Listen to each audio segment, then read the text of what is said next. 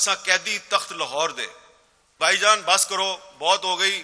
کچھ صرف اپنا نہ سوچو, ملک و قوم کا بھی سوچو. حکمران یہاں پہ نہیں آئے, شاید انور مقصود صاحب کے خوف سے نہیں آئے, تو ہمارا کیا ہوگا؟ کچھ بہتری کے آثار ہیں یا نہیں؟ میں نے انور مقصود صاحب کا ذکر کیا, مولا جٹ کا ذکر تو نہیں کیا. میڈیا پہ تو آپ کو نہیں پتا چلے گا, میڈیا جو ہے اس پہ اتنی آزادی نہیں ہے جتنی آپ سمجھتے ہیں. ہوں تو میں ذات کا صحافی نا, تو شرارت سے باز تو نہیں آؤں گا. میں احمد شاہ صاحب کو اور ان کی ٹیم کو بڑی مبارکباد پیش کرتا ہوں کہ انہوں نے شہر لاہور میں یہ ادب کا میلہ سجایا. اور جیسا کہ وہ آپ کو بتا رہے تھے کہ وہ کہہ رہے تھے میں سندھ کا بیٹا ہوں, میں کراچی سے آیا ہوں. بڑی اچھی بات ہے, کراچی کے لوگ, سندھ کے لوگ ادھر آئے اور پاکستان کی سب ثقافتوں کو اکٹھا کر کے ایک خوبصورت گلدستہ آپ کے سامنے پیش کر رہے ہیں. لیکن میرے پاس ایک سیکرٹ ہے ان کے بارے میں. ہوں تو میں ذات کا صحافی نا, تو شرارت سے باز تو نہیں آؤں گا. یہ سندھ کے بیٹے ضرور ہیں, لیکن ان کا گاؤں جو ہے وہ خیبر پختونخوا میں ہے. تو یہ گاؤں ان کا خیبر پختونخوا میں ہے, اپنا لیا انہوں نے سندھ کو اور دل اپنا لاہور کو دینے آئے ہیں. تو انہوں نے اپنی ذات میں 3 صوبوں کو اکٹھا کر لیا ہے, اور سٹیج پہ بھی ماشاءاللہ کافی بڑے بڑے لوگ اکٹھے کر لیے ہیں. صرف ایک میری چھوٹی سی گزارش ہے, اگر آپ برا نہ منائیں, کہ یہ جو سٹیج ہے نا, اس پر سندھ بھی نظر آ رہا ہے, پنجاب بھی نظر آ رہا ہے, بلوچستان نظر نہیں آ رہا. البتہ ایک لاہوری بلوچ بیٹھا ہوا ہے کامران لاشاری صاحب کی صورت میں. تو یہ بات میں نے اس لیے کی ہے کہ جب ہم بلوچستان جاتے ہیں یا بلوچستان کے لوگ ہمیں ملتے ہیں, تو یہ لاہور والوں کو پتہ ہونا چاہیے, کیونکہ ہم لاہور میں بیٹھے ہیں, آپ کو پتہ ہونا چاہیے کہ آپ کے بارے میں کون کیا سوچتا ہے. یہ آپ کو جب تک آپ وہاں نہیں جائیں گے آپ کو پتہ نہیں چلے گا, کیونکہ میڈیا پہ تو آپ کو نہیں پتہ چلے گا. میڈیا جو ہے اس پہ اتنی آزادی نہیں ہے جتنی آپ سمجھتے ہیں. ایک غیر اعلانیہ سینسرشپ چل رہی ہے پاکستان میں. اور آپ نے کبھی سنا ہے کہ ملتان کی سائڈ پہ لوگ ایک بات کہتے ہیں, اساں قیدی تخت لاہور دے؟ سنا ہے کبھی؟ نہیں سنا. تو آپ کے صوبہ پنجاب کے اندر بھی جو لوگ ہیں وہ کبھی لاہور والوں سے شکوے کے لیے یہ لفظ استعمال کرتے ہیں, اساں قیدی تخت لاہور دے. حالانکہ لاہور میں زیادہ تر جو لوگ ہیں وہ اسی قسم کے مسائل کا شکار ہیں جس طرح کے مسائل پشاور میں ہیں, کراچی میں ہیں, ملتان میں ہیں, کوئٹہ میں ہیں. لیکن ایک بالادست طبقہ ہے, وہ بالادست طبقہ جو ہے اس کو آپ ظالم کہتے ہیں. اس کی نہ کوئی ذات ہے, اس کا نہ کوئی صوبہ ہے, وہ صرف ایک طبقہ ہے. تو یہ جو احمد شاہ صاحب آپ کو کہہ رہے تھے نا کہ انہوں نے کوشش کی ہے کہ یہ 3 دن جو ہے لوگ بغیر ٹکٹ کے آئیں, اور وہ لوگ زیادہ آئیں جو ٹکٹ خریدنے کی کیپیسٹی نہیں رکھتے, سکت نہیں رکھتے. تو یہ بڑی اچھی بات ہے. لیکن احمد شاہ صاحب سے گزارش ہے کہ اگلی دفعہ جب وہ لاہور میں ایسا میلہ سجائیں, تو جس طرح وہ کراچی میں بلوچستان والوں کو بلاتے ہیں, تو لاہور میں بھی آپ بلوچستان والوں کو بلائیں. اور یہ جو لاہور کے نوجوان ہیں, ان کا آپ بلوچستان کے نوجوانوں کے ساتھ ان کا ڈائلاگ کروائیں. خیبر پختونخوا کے جو لوگ ہیں بارڈر ایریاز کے, جو پشاور تک نہیں آ سکتے, ان کو اگر آپ یہاں بلا سکتے ہیں ان کو بلائیں. اس لیے میں یہ بات کر رہا ہوں کہ لاہور کو پاکستان کا دل کہا جاتا ہے. تو جو دل ہوتا ہے نا, اس میں جسم کے سب اعضاء میں کوئی بھی درد ہو تو وہ دل کو محسوس ہوتا ہے. لیکن پاکستان جو ہے اس کے جسم کے کچھ اعضاء جو ہیں ان کا یہ خیال ہے کہ اہل لاہور جو ہیں وہ ان کا درد محسوس نہیں کرتے. تو شاہ صاحب آپ کو وہ درد محسوس کرانا ہے, لاہور والوں نے وہ درد محسوس کرنا ہے, اور آپس میں مل بیٹھ کے بات چیت کے ذریعے درد کا علاج بھی دریافت کرنا ہے.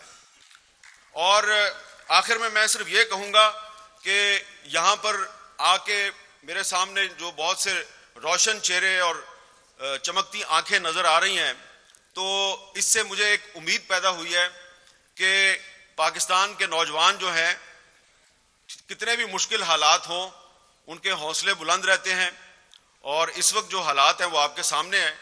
یہ باہر سے اندر آتے ہوئے کچھ 6-7 لوگوں نے مجھے پوچھا، کسی نے پنجابی میں، کسی نے اردو میں، ہمارا کیا ہوگا، کچھ بہتری کے آثار ہیں یا نہیں۔ ایک پولیس والا مجھے باہر رو کے کہتا ہے، اور سر جی ساڈا کی بننا ہے۔ تو بڑے حالات شاہ صاحب خراب ہیں، تو ان حالات میں آپ نے یہ ایک میلہ سجایا ہے، تو یہ میلہ جو ہے اس میں جو گفتگو ہوگی وہ بہت کھل کے گفتگو ہونی چاہیے۔ اپنے دل کی ہر بات آپ یہاں پہ کر دیں اچھی نیت کے ساتھ، اور نیتوں کا پھل اللہ تعالیٰ دیتا ہے۔ اور آخر میں میری یہ دعا ہے کہ اس ثقافتی میلے کے اچھے نتائج نکلیں، اور یہاں پہ جو حکمرانوں کے بارے میں جو بھی باتیں ہوں گی وہ حکمرانوں تک ضرور پہنچنی چاہیے، کیونکہ حکمران یہاں پہ نہیں آئے، شاید انور مقصود صاحب کے خوف سے نہیں آئے۔ تو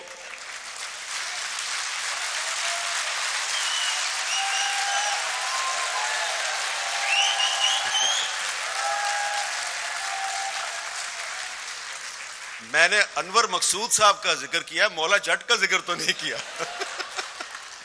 تو بس یہ ہے کہ گزارش ہے بڑی عاجزانہ انداز میں حکمرانوں سے کہ بھائی جان بس کرو، بہت ہو گئی، کچھ صرف اپنا نہ سوچو، ملک و قوم کا بھی سوچو، ورنہ انور مقصود صاحب تو بیٹھے ہیں نا یہاں پہ۔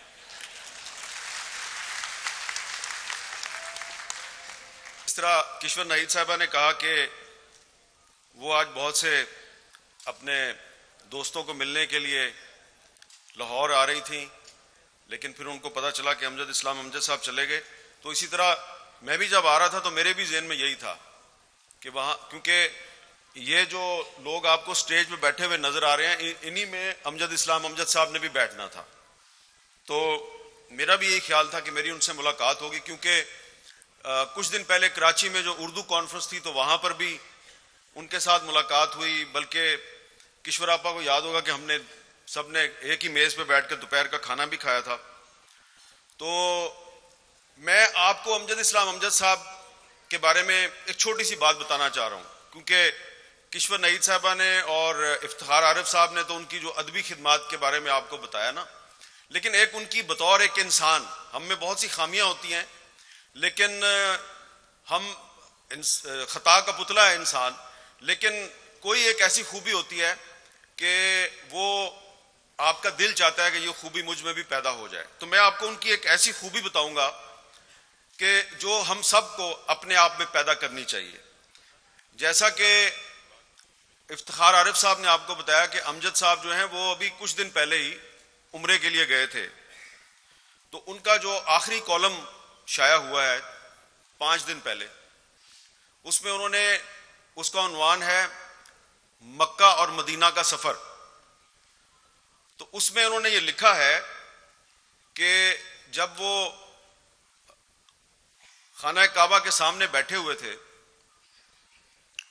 اور ویل چیئر پہ تھے، ایک انہوں نے اپنے کالم میں لکھا ہے کہ میں نے ایک اور دعا بھی مانگی، اور اس دعا کو مانگتے ہوئے مجھے بڑا اچھا لگا، اور وہ دعا کی تھی، کیا تھی وہ دعا؟ یہ تھی کہ اے اللہ تعالیٰ، وہ تمام لوگ جنہوں نے زندگی میں میرے ساتھ بدسلوکی کی ہے ان سب کو معاف کر دے اور ان کا بھلا کر۔ تو یہ جو ہے نا بات، یہ میں آپ کو ان کی بتانا چاہتا ہوں کہ انہوں نے اپنی موت سے چند دن پہلے اللہ تعالیٰ کے گھر میں بیٹھ کر ان سب لوگوں کو معاف کیا جنہوں نے ان کے ساتھ بدسلوکی کی تھی، اور ان کے لیے خیر کی دعا کی۔ تو کیونکہ یہاں نوجوان بڑی تعداد میں موجود ہیں، تو امجد اسلام امجد صاحب کے حوالے سے اگر کوئی چیز آپ ان سے سیکھنا چاہتے ہیں تو وہ یہی ہے کہ زندگی میں معاف کرنا سیکھیں، لیکن اگر کسی نے آپ کی ذات کو نقصان پہنچایا تو اس کو معاف کر دیں، لیکن اگر کوئی آپ کی دھرتی کو، آپ کے ملک کو نقصان پہنچاتا ہے اس کو نہیں معاف کرنا، اس کو نہیں معاف کرنا۔